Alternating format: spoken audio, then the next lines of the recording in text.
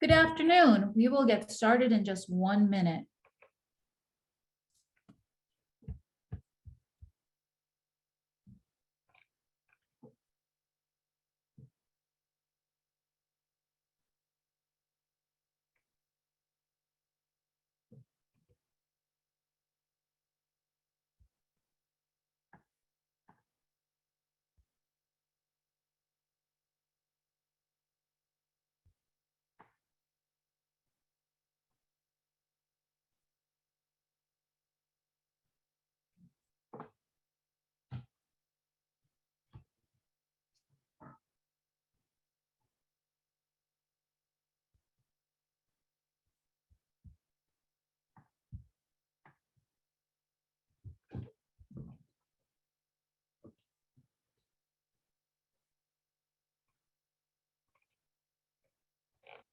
Good afternoon. Thank you for coming. Welcome to Gray Associates Master Classes in Academic Program Evaluation.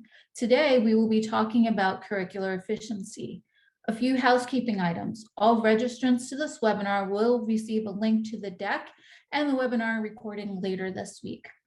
If you have any questions, please feel free to click on the Q&A section at the bottom of your screen and add your questions there. We will get to as many as we can during the session and we'll follow up later personally if we run out of time. That said, I will let Steve introduce himself and get us started. Good afternoon, and I guess good morning to those of you on Pacific time. I'm Steve Probst. I'm a senior partner at Gray Associates. And I've been working with a lot of colleges and universities recently on curricular efficiency. So what we're about to go through today is some of what we've learned as we've been doing this work. Our agenda is we're going to start with a critical metric to understand that's very helpful in when you're analyzing curricular efficiency and looking for opportunities. The next piece, a common question we get is, so how are we doing? Where are the opportunities? And then in terms of doing things about this, there are really two kinds of decisions that affect curricular efficiency. There are policy decisions, the kinds of decisions that are made relatively infrequently and not on any sort of a standard schedule. And then below that, you see recurring decisions, the kind of decisions that are made effectively every term in terms of what classes am I going to offer next term, how many sections, things like that. The next to last piece will be talking about how do you actually get the data and organize it to do this type of analysis and make these kinds of improvements. And finally, we'll talk about management and implementation, actually making things happen. So we're going to start with cost per student credit hour, the essential metric. For those of you who were on the webinar, the masterclass a couple of weeks ago, when Bob Atkins was talking about program evaluation, one of the things he touched on was program economics. How does each academic program affect the financial health of the university?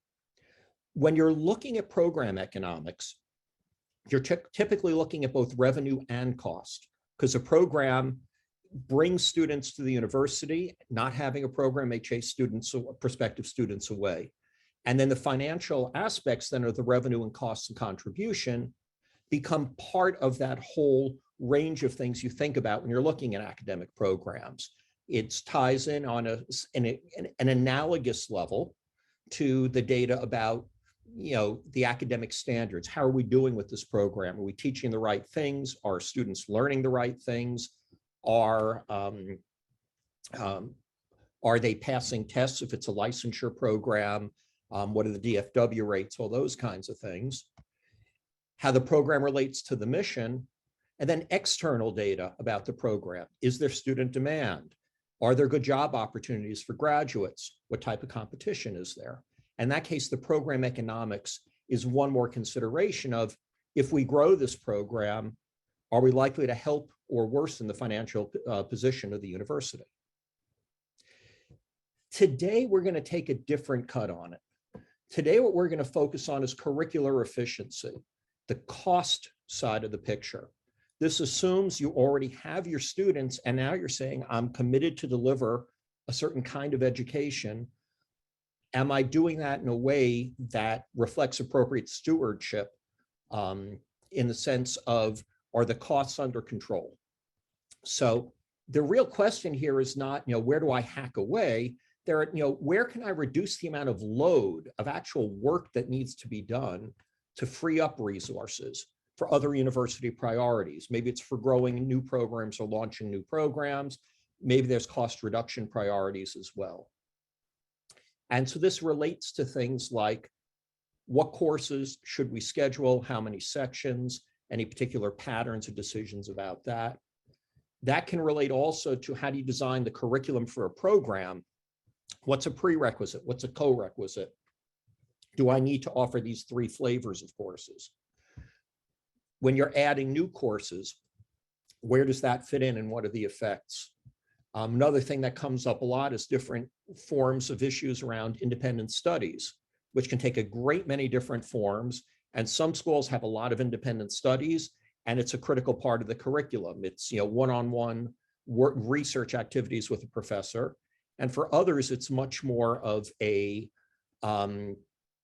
actually a Band-Aid around scheduling issues. I need an independent study because otherwise I won't be able to take the class I need to graduate.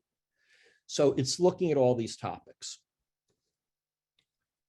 When we look at those from a financial point of view, we're going to look at a very specific kind of financial information.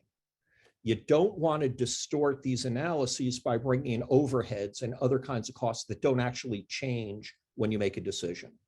So we look at direct variable economics. What are we paying our faculty members? What are their loads? What are they teaching? But we're not looking at things like what are our departmental expenses or the overall university or college expenses. And we're actually going all the way down to course level and student level detail. So the essential metric is the cost per student credit hour.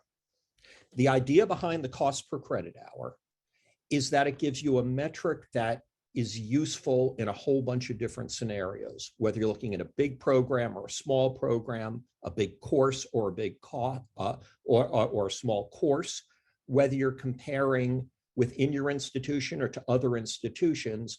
It's a relatively apples to apples kind of comparison that's not biased by the overall size of the program or size of the institution. It has an objective meaning. If you think about, a typical bachelor's degree program that, you need 120 credits to graduate, well, it's 1/120th of a bachelor's degree. And so you can use that to compare across institutions, even ones that don't, use credit hours as their standard metric. They look at contact hours or work units or whatever else. Another piece that ties in with this is it lets you look at costs and, for that matter, revenues in a way that doesn't implicitly assume that a business student only takes business classes and that the only people in a business class are business students.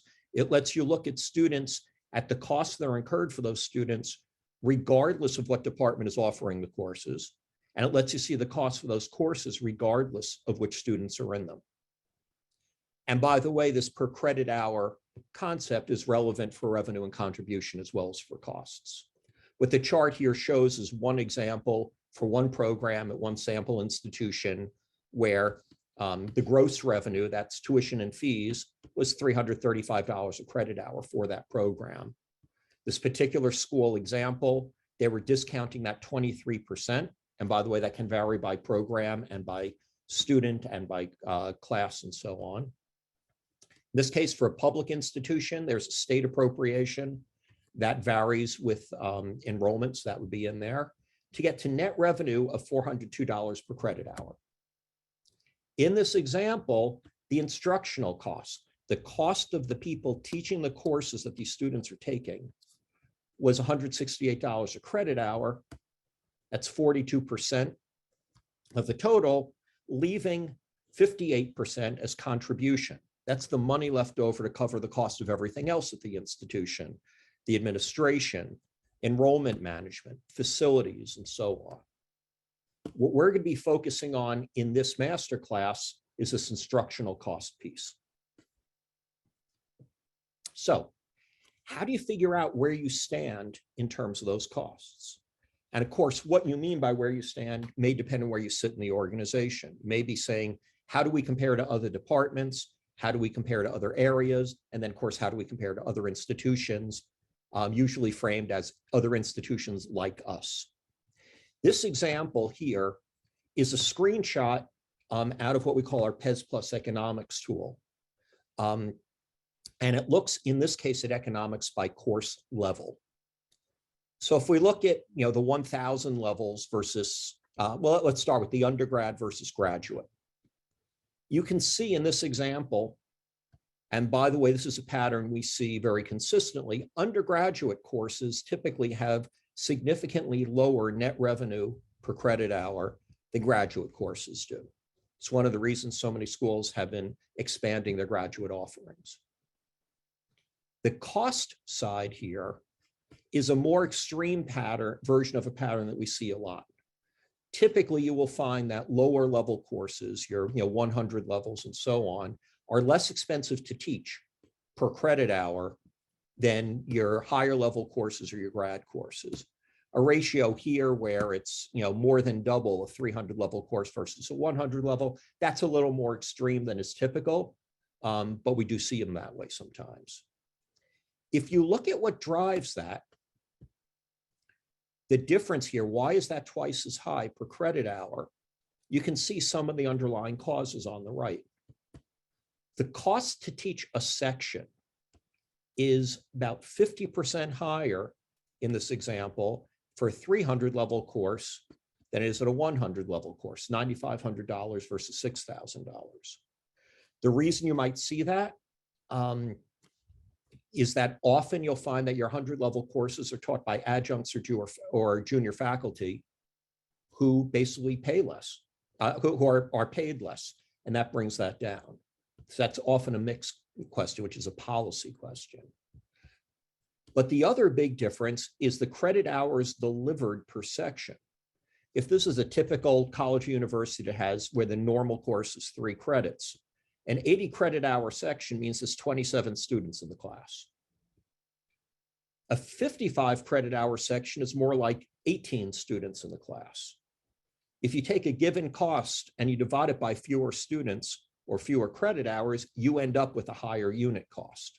So what's going on here for the hundreds versus 300s is partly a function of more expensive instruction and partly a function of smaller classes.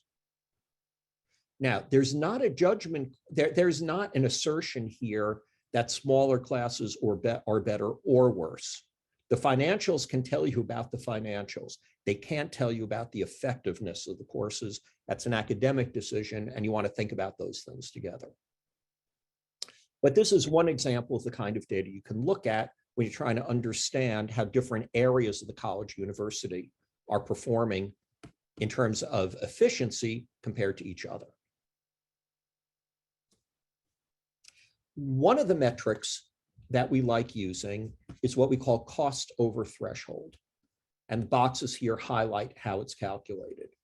In this example, and again, this is a screenshot out of our PES Plus economics system, each row is a single section. In all cases, these are English 100-level courses in the fall of 1 year. And you can see in this example, they mostly have 20 students plus or minus in them. The cost to teach them is all over the map. There are a lot of $4,000 to $6,000 costs per section. Those will typically be classes taught by adjuncts. The one that's highlighted has a cost to teach that section of $20,000 and change. One way to think about a $20,000 cost per course is to think about if it's taught by a full-time faculty member, and let's say that faculty member's salary and benefits are $120,000 a year.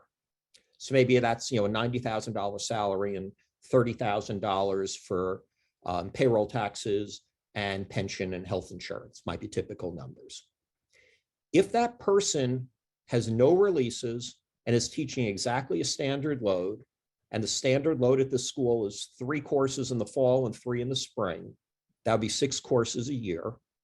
So you take that $120,000, divide it by 6 courses a year, and you'd have a cost of about $20,000 per course.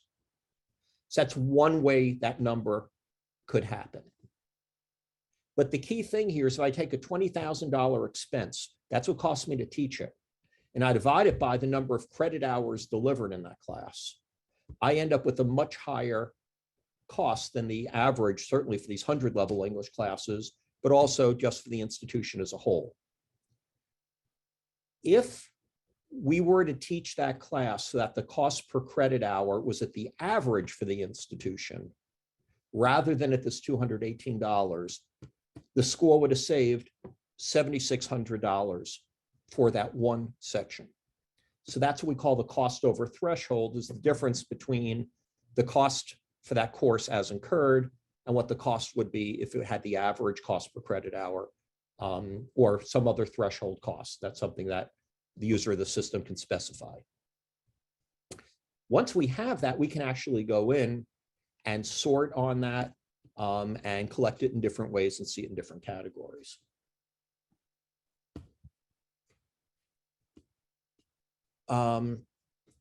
So here's our cost by department. This now takes the data we were just looking at in some of the other examples, and it organizes it by department here. There you can filter this and say, I only want to look at undergrad courses or a certain level. Probably want to look only at spring and fall because summer terms often have funky economics. But you want to be thoughtful and filter as you go. But in this example, you can see the various departments, number of students, and credit hours. And by the way, a student who takes a course in visual and dramatic arts may also take courses in health professions. These do include double counting across different departments, but the credit hours are all unique credit hours. You can see what the average cost per credit hour is, the total instructional cost in that department. So if you take 2.9 million and divide it by 13,000 credit hours, you'll get that $232 per credit hour as a cost. And that total cost is made up of full-time faculty and adjunct faculty, and then non-personnel, which is some of the smaller kinds of departmental overhead. This is sorted on cost over threshold. So notice this cost per credit hour is much higher than anything else but art right here. So it's a high cost per credit hour. It's a moderate sized department in terms of student credit hours, and you multiply everything out, you end up with a high cost per threshold of $2 million a year. The institution is spending $2 million more a year teaching in visual and dramatic arts than it would be if this was the average for the institution. So you can see there's incremental numbers here all the way through. There are different ways you get there. Their cost per section isn't that high. $6,000 is actually at the lower end here.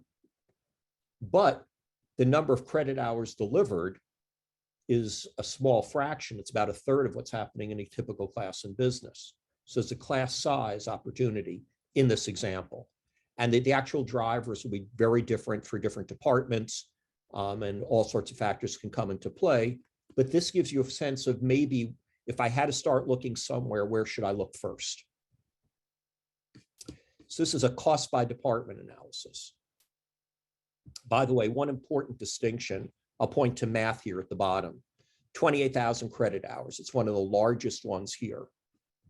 That's not because there are a lot of math majors at this institution. It's probably because everyone has to take at least one math class. It's part of the gen eds and requirements. So the numbers here, when we're looking by department, are based on where the course is housed, not where the student is majoring. And that's very important when we're looking at curricular efficiency, because you may have students from a bunch of different majors, including undeclared, in any given class.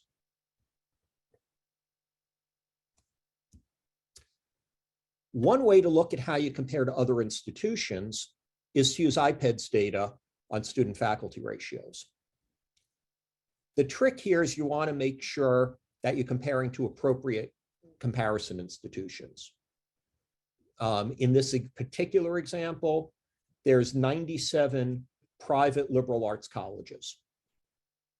You would see different numbers if you were looking at regional state universities or engineering schools or research institutions or whatever other category you'd like.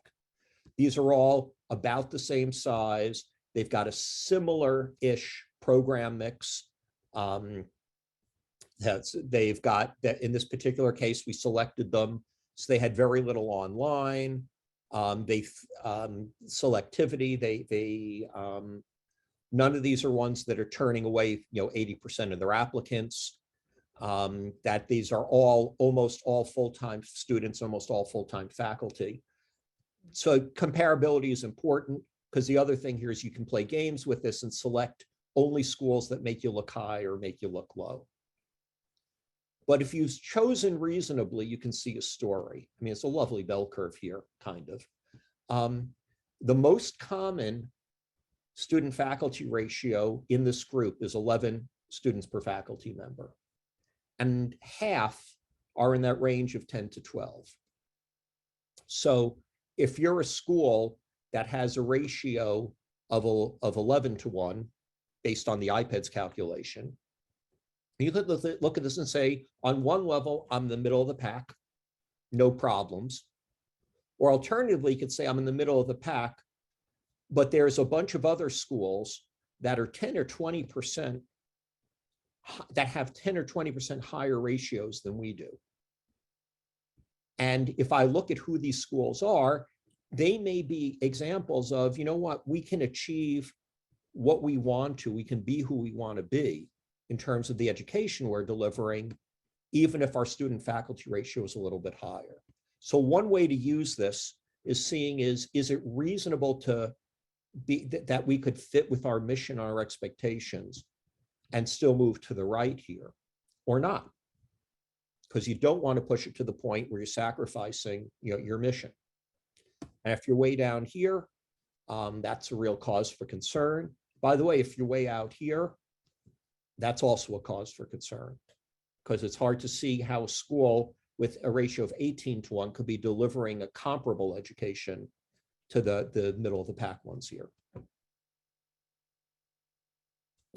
Another type of benchmarking you can do, considerably more difficult, is to actually use benchmark data that comes from other sources. So this is Gray's benchmark data that you see here. What we're actually showing here is the cost to teach courses by subject. So this is dollars per credit hour. The green line is the 25th percentile. The blue line is the median, and the red line is the 75th percentile. So in other words, for all the schools in our sample, for all the Russian language courses they offered, the typical or the median course costs this much to teach in terms of dollars per credit hour. Now, if you look down, or if this was live, I could actually hover and it would tell you, maybe that's $100 a credit hour. The middle 50% of those are between the green and the red. And the way this is sorted, this is the one school who's being benchmarked, or who's doing the benchmarking, what their number is. And it's way off an extreme.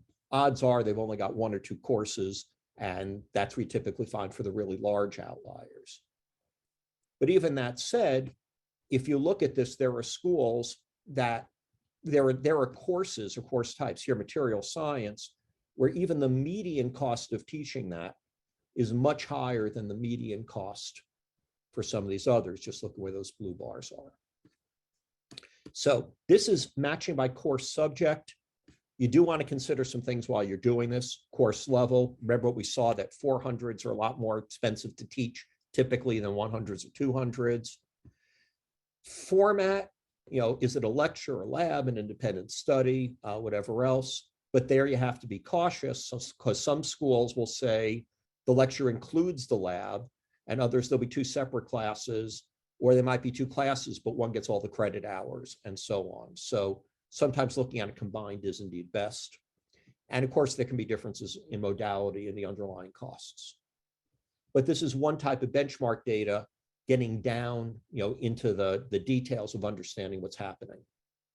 And by the way, some of these language classes, or maybe mostly 100 levels, and they're for gen eds, not for students who are majoring in those languages. So they relate to other areas as well. And by the way, this is a screenshot, again, out of our PES Plus Economics tool. When you look at differences in what these courses and programs and departments cost to deliver a student credit hour, this framework is a helpful way of understanding that and of reasoning about what do we do about it. The cost per credit hour is going to be basically what does it cost you to deliver a section divided by the number of students in that class, divided by the number of credit hours that that a student earns for being in that class. That weighted average cost per section, in turn, is driven by what does it cost to teach a full-time class versus an adjunct class versus a class taught as overload, and what's our mix of those. And then those costs come from our compensation plans, and for full-time faculty, how much of their time is spent teaching and how much release do we have, and what is our expected teaching load. The class size, though, really comes out of these curricular plan decisions, curricular plans and course schedule kinds of decisions, which are recurring decisions. The rest of these are policy decisions. So as you're looking at why did our cost per credit hour change over time, or why is it higher or lower in this department than that department, or why do we compare to other schools this way, the place to start may be here, but you have to get up to these kinds of metrics to understand what levers you can actually pull to make that different, and which ones, by the way, you may explicitly choose not to change because they're an important part of what you do and what your aspirations are. So let's dive into those types of decisions we just saw. We'll start on the left side of the chart we just looked at. We'll look at some of the policy decisions. When you look at your full-time faculty, one of the things you have to do when you're looking at the cost structure is figure out how their time is actually spent and what you're paying for, in effect. So on the left side here, you've got teaching costs. This example has it broken out by department. You actually will end up having to go into this all the way down to the individual faculty member in order to understand the numbers and have confidence in them. So you can see here there's teaching costs, and it's actually broken out separately by full-time faculty and adjuncts. And you can see there's a different mix in different fields. The next category is release cost. How much of the time, in this case, let's say business faculty is at the top. It's clearly the biggest group, just looking at total dollars. A certain amount of the time of the full-time faculty is release time. So if you look at, in effect, the dollars every faculty member is paid and what percentage of their time is released, you can get a cost for that. In addition, there's this category we call unallocated. And what that is when you back out the teaching time, the actual look at the sections they're assigned to, and compare it to the standard load, and the release cost. If the release piece and the teaching piece don't add up to the full load, there's a piece there that's unaccounted for, and that's what this unallocated faculty cost can be. And at some institutions we work with, those numbers are very, very small. Almost everything is accounted for either as teaching or as release. And at other institutions we work with, some of these numbers get quite large, and they vary a lot by department because they're in effect managed by chairs and deans without, in some cases, without a real systematic approach to it. So just even seeing these numbers in itself can give you a very good sense of whether or not there's an opportunity there and whether you want to change anything about that. This is data from another school, and this is looking at teaching loads. Each dot represents one faculty member, and we're talking full-time faculty here. So we're looking here at the number of people, and then across here is the number of what they call coursework units. That's the number of units, often the equivalent to credit hours, but adjusted a bit, that they use for assign. And what this shows is that middle block here, this light blue, is the middle half. There's a huge range from about 18, maybe that's 15, to about 30, about 25 that faculty teach. And then there are extremes that go crazy out here. Though something like this is probably a lot of independent studies or internship supervisions or something like that, which are actually not much work. But there tends to be a very wide range in terms of what individual faculty are assigned to do, whether or not it counts against load. This here is sections taught as opposed to work units, and the curve's a little smoother. But again, there's a pretty wide variety, which is striking, given how when people talk about load, you normally think of something that's very consistent from individual to individual. And part of what's going on here is independent studies. And part of what's going on here, there may be some leaves in there and things like that, and some other releases. But often there's opportunities if you can get things closer to what the target numbers are.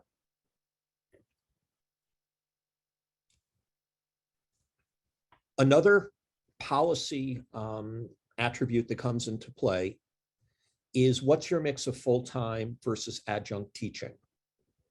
And that's a policy decision. You have a target for your university, for your department or your college that says, we want to be 90% full-time, and we'll use adjuncts. Maybe it's for filler, maybe it's for cost management, or maybe it's for bringing in practitioners from outside who bring a special point of view. This is representative difference in cost per section for those. So for full-time faculty, you've got the cost for that, then a little bit of non-personnel cost to get to about $6,000 per section. This is example actually for one specific school, but the numbers here are doctored a little bit. For adjuncts, the numbers here are adjunct cost and a little bit of this non-personnel cost. You can see the cost difference is almost 3-to-1 for taught by full-time versus taught by an adjunct. And there are a few that showed up as taught by both, which mostly included labs where you had an adjunct supervising the lab and a professor doing the lecture. And those were a little higher. This is a less common kind of course. But this pattern of full-time versus adjunct is very consistent. And we see anything from 2-to-1 to 5-to-1 kinds of numbers there. So there's a policy question of what should the right mix be for us, our department, given our mission and environment and everything else. I mean, if you're in a big metro area, it's a lot easier to find qualified adjuncts than if you're a rural school. The other thing is when you're looking to cut costs, typically the place where cutting is done is eliminating courses taught by adjuncts. When you do that, you're in effect raising your average cost per credit hour because you're eliminating the cheapest courses you have.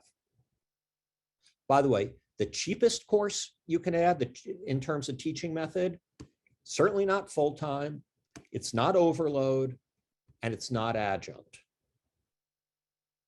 It's the unallocated or the release piece and converting that to teaching time. By the way, on this sheet here, there's an Easter egg. If any of you recognize what the numbers in these bars were doctored to actually represent, because there's a common theme with the 425, the 2102, the 3985, 1630, 261, and related but not identical 53, 44, and 382. If any of you can guess what that is, either put it in a private chat to the moderator or email one of us at Gray, and the first person to respond with that will get a free access to a course that we offer, a full course, not just a single class, in academic program assessment, which is a college-ready class. So that was policy decisions. Let's look at recurring decisions. When you're doing this kind of analysis, The goal here isn't to make your faculty work harder. It's not to balance the budget on their backs. The goal is to reduce the total amount of teaching that needs to happen. And that then enables cost reduction. You know, if you have people who have left the school or retired, maybe you don't need to replace them. If you can get your costs down, we know affordability is a huge crisis in higher ed.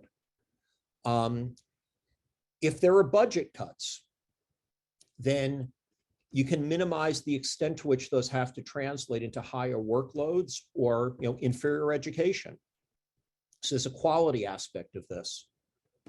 And finally, you can free up resources that can enable growth, you know, either growing existing programs or adding new programs.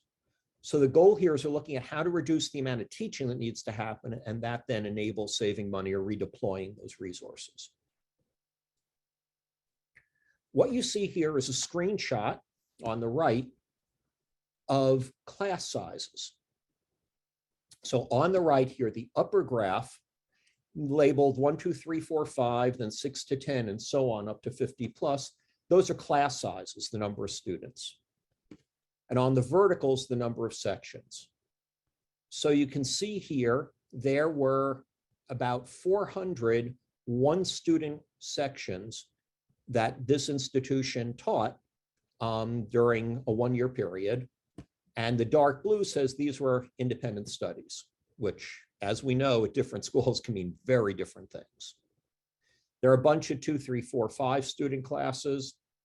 Then this is 6 to 10 students. And you can see here, this is a mix of lectures and labs, and 11, 15, and 16 to 20, and so on.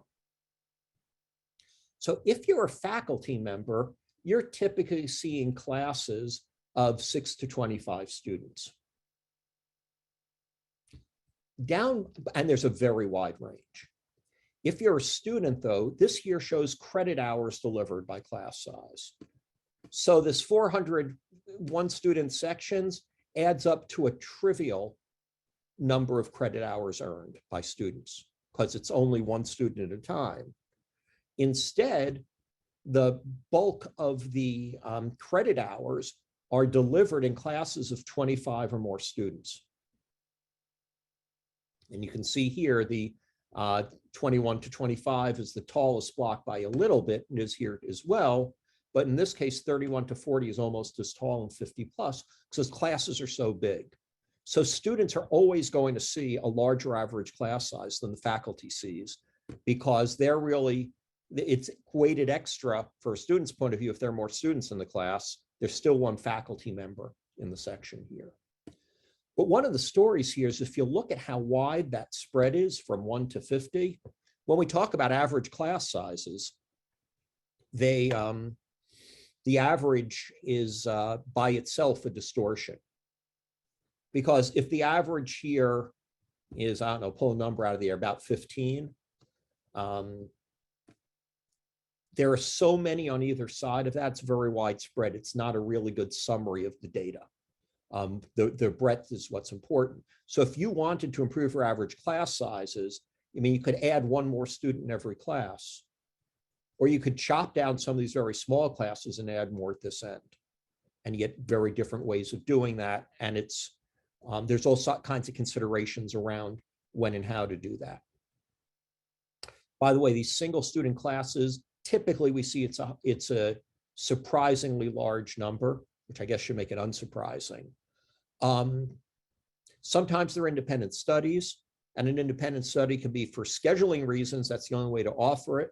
Or it can be, you know, a student has taken 2 levels of a language class and there is no third level one. And so they'll do an independent study to get the 3rd level class. Or it can be a special research with a professor. Some of these things are really good academically, you know, one-on-one research with a professor, for example. And some are not good. You know, it's a standard class, the student couldn't get in, so they're doing it one-on-one, and it means they don't get the benefit of the full class environment and colleagues in the class and group projects and so on. And from the faculty's point of view, sometimes this doesn't count against load. It's a lot of extra work. It's really an unpaid commitment. In other cases, there's almost no work, there's an extra stipend, or maybe even it does count against load, in which case it's a desirable sinecure. These numbers don't tell you how many fall into those different categories, but it's worth thinking about when you're adding or cutting those categories of classes.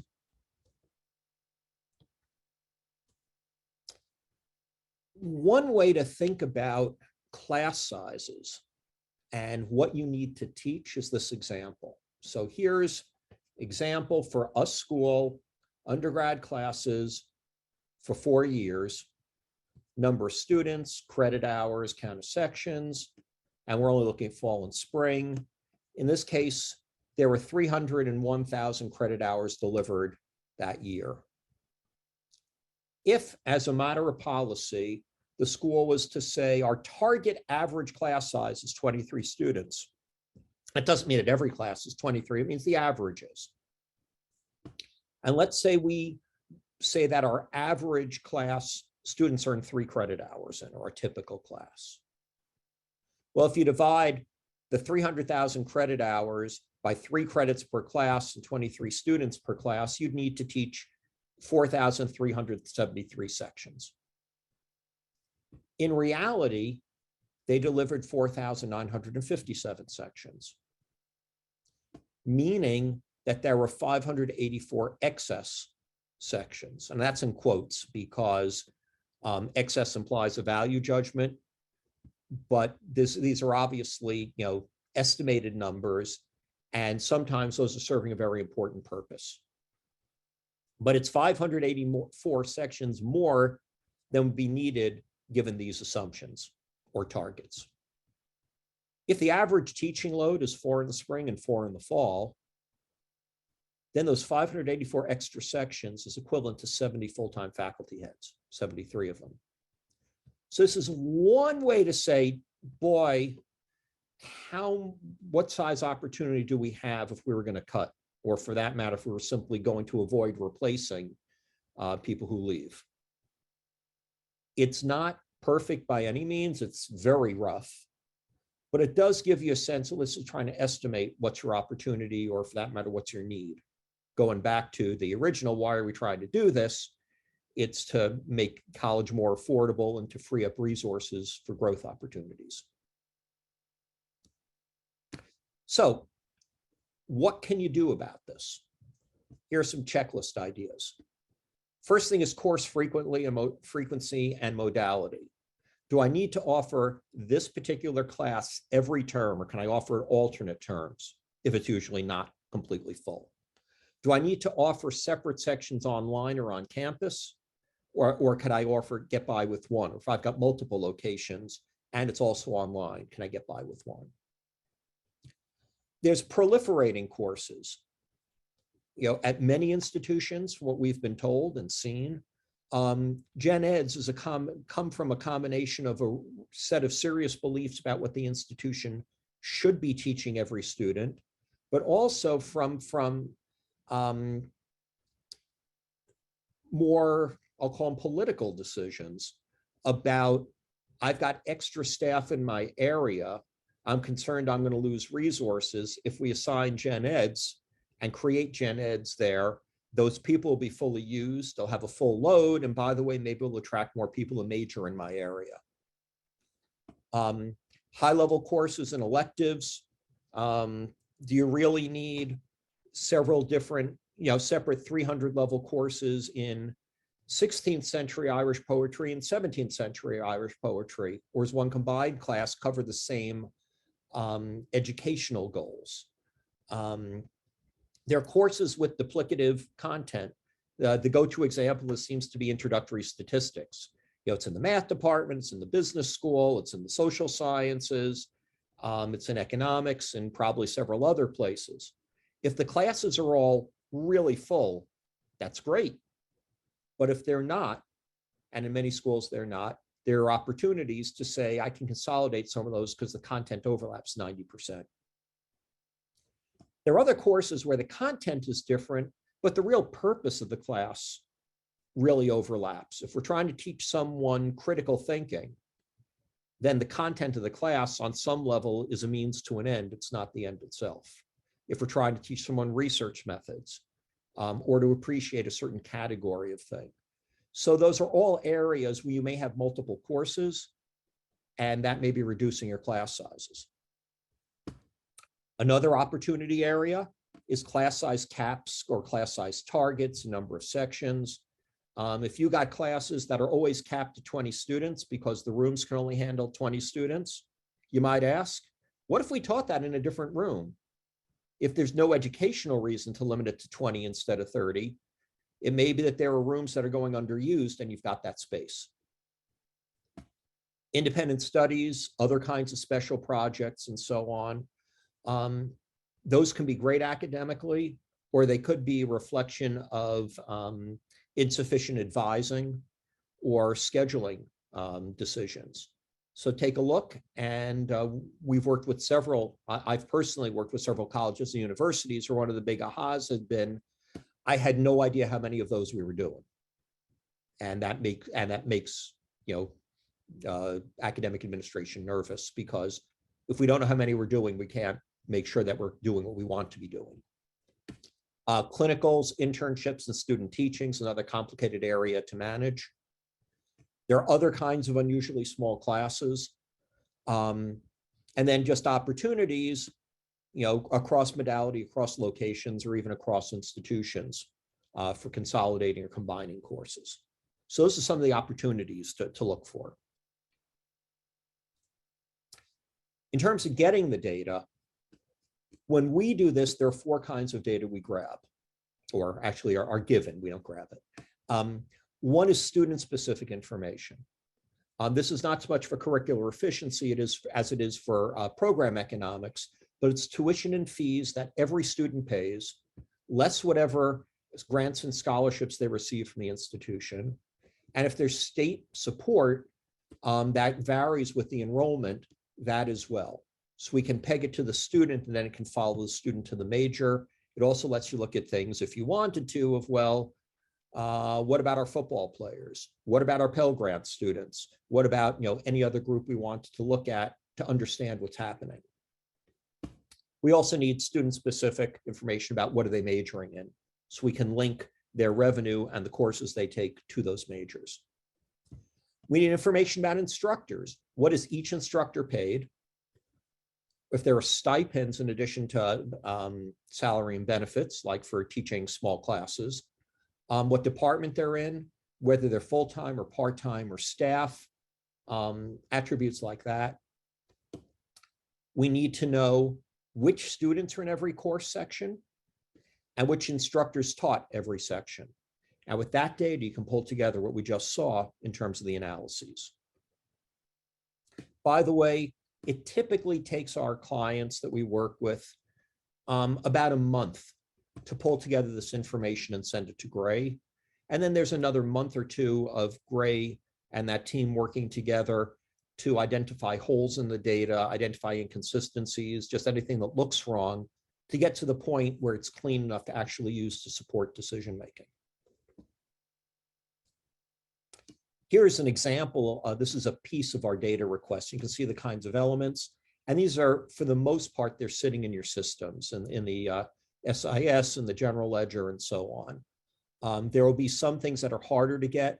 Something like faculty release time is often requires more work to really pin down than something like pay rates.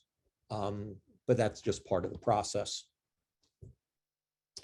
We've already discussed the idea of every instructor. We need to break that down by what is that for teaching, what's the piece for release, and what's unassigned. Research can go in there as well. That actually varies with the institution's mission. There are schools where there's an intentional, people are hired because they will do research, not that just they can do research. In that case, it ought to be part of this unassigned piece. There are other institutions where the faculty are only hired because there's a need to teach. So while the faculty may do research as well, the research is something that comes with that, and therefore it's really in proportion to instructional cost. So that's some of the nuances that we discuss as we're working with the school to understand their economics and their mission to make sure the data properly reflects it. In terms of management and implementation, things you can do to manage class sizes. First thing is scheduling. Which courses and how many sections should we offer each term? There's hiring needs. When someone leaves, do you replace it with someone with similar background and skills? Or maybe you'd redeploy those faculty lines to elsewhere in the institution, or even leave them unfilled. Budgeting. When you're told your budget for next year is less than what you wanted or expected, what can you do to meet that budget target that does the least harm? Or for that matter, when you're told you need to figure out, how across the board we're going to do this, what your piece of the budget's going to be. This is a way to get at that. Program and curriculum planning. What's the effect of the different prerequisites and so on that we have in terms of our ability to schedule? Can we adjust sequencing requirements? Can we consolidate courses with other departments and offer, shared credit? New course development. If someone comes up with a great new idea for a course and does all this work and builds it, and you're about to put it into the catalog, you can ask some questions. Is it going to attract additional students to the school? By the way, that's pretty unlikely. When I say school, to the university. It's going to replace a course that's going to be discontinued. Okay, that's a one-for-one replacement. But the only really other alternative is you're adding it, in which case you're going to spread your existing students more thinly across a broader range of courses. When you do that, you may be increasing the breadth of courses the institution offers. But a student is still going to be taking 120 credits if they're a bachelor's degree student and graduating or whatever it might be. So any individual student will still get the exact same breadth of education that they would have gotten without the additional course, because it's going to substitute for something else in their education. Another piece here is when there are requests for independent studies or other kind of customized one-on-one offerings, it's worth trying to understand why, and is that a good idea? And does it point to another issue that you can address, like a gap in your scheduling and advising practices? So these are different levers you can pull and different, in effect, decision processes where this work can come into play. One of the ways to implement this, or one element in the process, we call a curricular efficiency workshop. This is a one-day event, and it's basically aimed typically at the provost area, deans, and chairs. And it's aimed mostly around the course scheduling aspects, plus getting familiarity of the data. So this is a sample agenda, a sample purpose and goals from a recent one of these workshops, where the purpose is really to help them understand and internalize their instructional economics. So when they make decisions down the road, they've got this framework for thinking about it, and they've got the data to look at. So part of it is educating and informing them about how to support their decisions and activities. You got to get people to have confidence in the data. You have to work with them through it and answer their questions and expose them to it. As you build that shared understanding, people gain confidence in it. They may also point out things that need to be updated or fixed, because there are all sorts of special cases at most colleges we work with. Identifying some initial findings about the instructional economics. Wow, we're spending a lot more money on X than I thought. And then ideas for using the information. What processes are you going to use this data to inform, and how are you going to make that happen down the road? I believe the last program workshop, Bob talked about program portfolio workshops as a contrast. Big differences here is that a curricular efficiency works with internal data, and a program portfolio workshop is mostly external market data. The other thing is typically the focus here is going to be on understanding and acceptance, not assessing individual programs. Here's a sample agenda. And without going into detail, there's a lot of exercises around, okay, let's look at this screenshot, let's look at that, or not so much screenshots, it's actual screens. What do we see? What does it mean? What are the implications? and then breakout groups looking for areas of opportunities all the way down to specific courses and specific departments. We're running out of time, but you probably, if you're finding this interesting and useful, you may want to take a moment to write down a few notes to yourself about what you might do after this masterclass. Are there things you want to explore back on campus? Are there things you want to ask about? Are there things that you maybe even have some ideas for things you want to look into more? If you want to know more about this, I mentioned when I was talking about that Easter egg in a slide, we offer a course with Bay Path University on academic program evaluation and management. And Bob Atkins, Gray's CEO, has a book coming out any day now on a data-informed approach to academic program evaluation and management. We've got 2 more master classes coming up. The next one will be on predictive analytics on April 21st. And then there'll be a 4th one on May 5th on the future of academic portfolio evaluation and management. If you missed the one that was before this, Mary Ann can put in the chat where you can get access to that recording. So thank you for your time. Once again, on behalf of Gray Associates, I would like to thank you for attending Gray's master classes in academic program assessment, curricular efficiency. All attendees, in fact, all registrants, will receive access to the recorded webinar and slides. Have a wonderful day, and we hope to see you again for our next master class on April 21st. Thank you, Steve.